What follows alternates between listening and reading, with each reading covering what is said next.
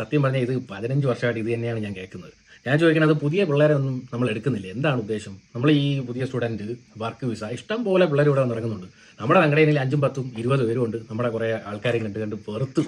No no no no പുതിയ പിള്ളേരെ എടുത്താൽ നമ്മുടെ സംസ്കാരത്തിന് തന്നെ മൂല്യച്യുതി ഉണ്ടാകുന്ന അവസ്ഥയിലേക്കാണ് നമ്മൾ കടന്നു പോകുന്നത്, അല്ലേ?